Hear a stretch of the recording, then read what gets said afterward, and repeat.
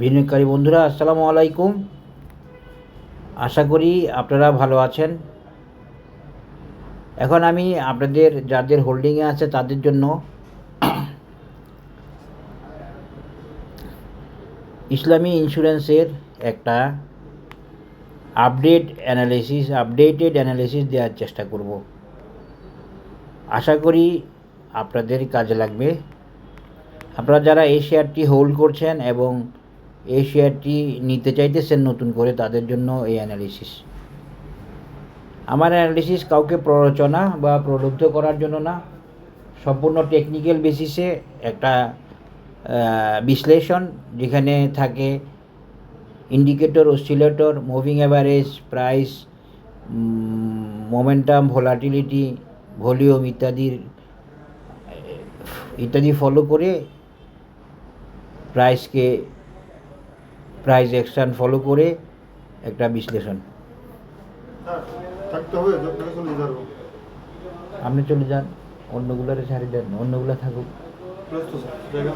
সবাই গেলে হবে না।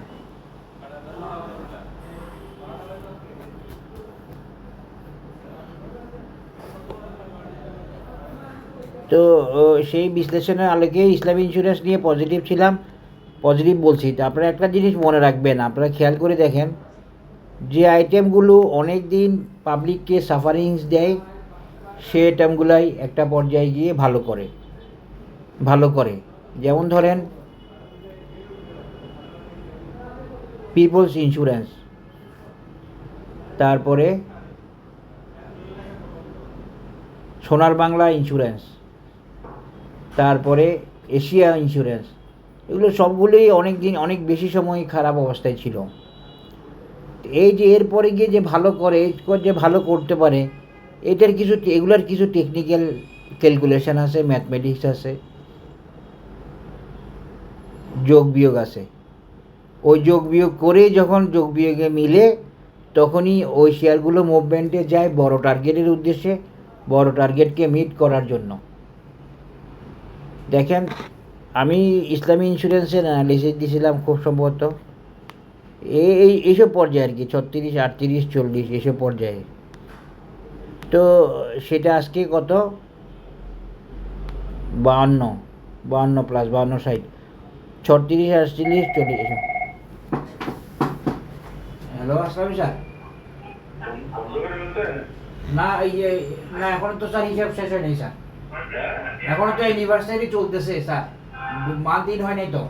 এমনি ক্যাশ বন্ধ করছি স্যার। হ্যাঁ, ক্যাশ বন্ধ করছি। বুঝতে পারছি, ওইটা করছি স্যার। জি,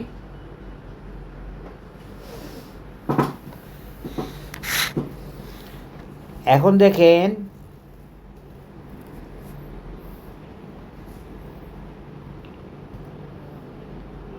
আমরা এই অ্যানালিসিস দিতে গিয়ে আমি আসলে ঘুরে ফিরে সেই ক্লাসিক প্যাটার্নটাই ইউজ করছিলাম। আমি একটা রেজিস্ট্যান্স ধরছিলাম 60, আরেকটা ধরছিলাম এখানে এবং আরেকটা ধরছিলাম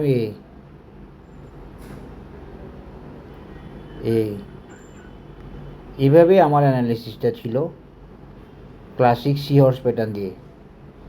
দেখেন, এই শেয়ারটি, অনেক শেয়ার এতটুকু গিয়ে কারেকশান হয়েছে, এই লেভেল বি পয়েন্টে গিয়ে কারেকশান হয়েছে।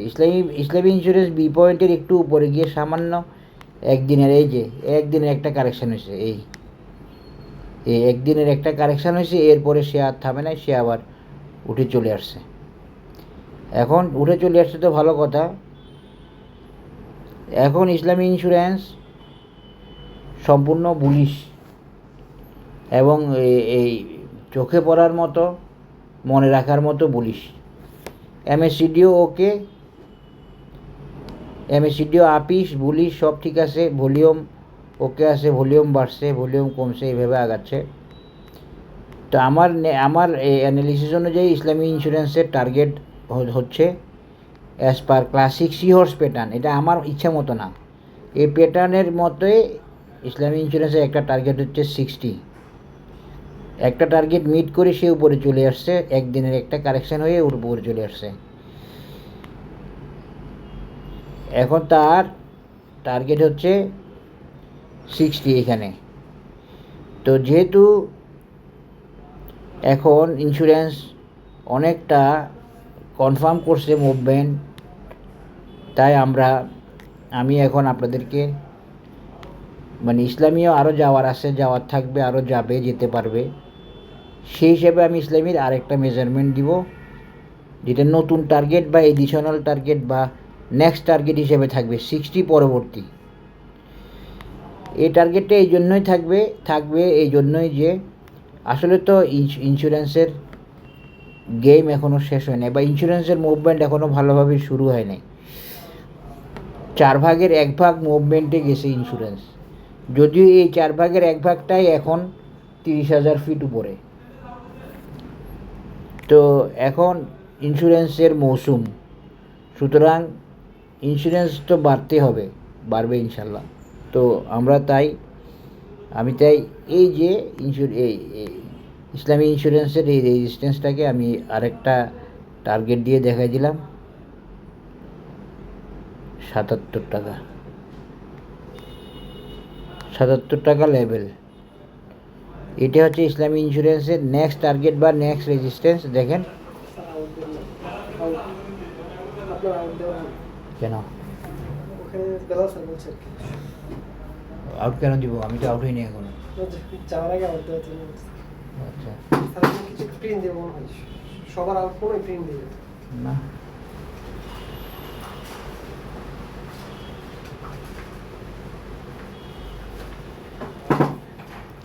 তাহলে দেখেন আপনারা ইসলামী ইন্স্যুরেন্স যখন আমি এই 77 টাকা দেখাচ্ছি, তখন দেখা যাচ্ছে কি ইসলামী ইন্স্যুরেন্সের আরেকটা টার্গেটও ওকে হয়ে গেল, আরেকটা টার্গেটের সাথে মিলে গেল। এভাবেই মিলে যেতে হবে, টেকনিক্যাল অ্যানালাইসিস দিতে জানলে, দিতে পারলে। এখানে মন থেকে কোনো কথা নাই, মন থেকে কোনো প্যাটার্ন নাই, কোনো টার্গেট নাই, সব অ্যানালিসিস বেসড।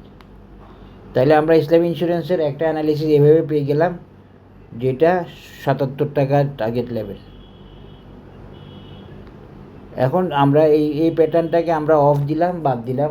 এখন যদি ইসলামী ইন্স্যুরেন্সের লং টার্ম অ্যানালিসিস আমরা দেখাইতে চাই বা দেখাই বা আমরা বের করি,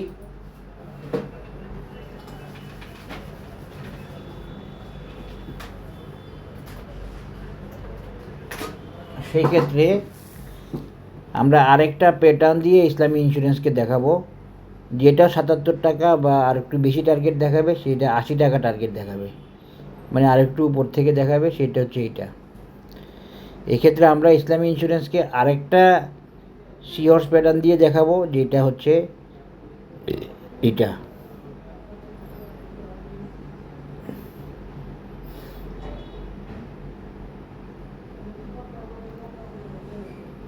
এটাও বুলিশ প্যাটার্ন, এটাও হারমোনিক প্যাটার্ন। এটা হলো লং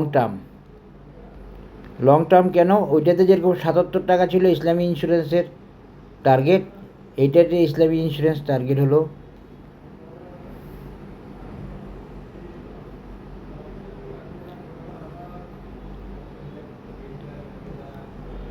এই যে 106 টাকা। এই ইন্স্যুরেন্সের মুভমেন্ট শেষ হবে তখনই যখন ইসলামী ইন্স্যুরেন্স 106 টাকা যাবে। এগুলোর একটা হিসাব আছে, সেই হিসেবে বলা, অন্য কারণে না। মানে টেকনিক্যাল টার্গেট মিট না করে তো সেক্টর কারেকশানে যাবে না। তো আইটেমের টেকনিক্যাল টার্গেট মিট না হলে কি আইটেম কারেকশানে যাবে, কিন্তু আইটেম কি থেমে যাবে না। এই আইটেমগুলো 4 বছর পরে মুভ করতেছে, 4-4.5 বছর পরে। আশা করি বুঝতে পেরেছেন। আল্লাহ হাফেজ। আল্লাহ হাফেজ।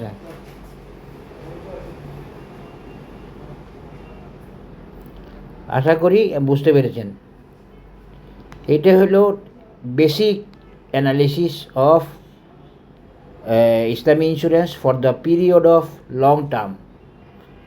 আশা করি বুঝতে পেরেছেন। আমি এখানে একটা ফিবোনাসি দিয়ে দেখাতে পারি।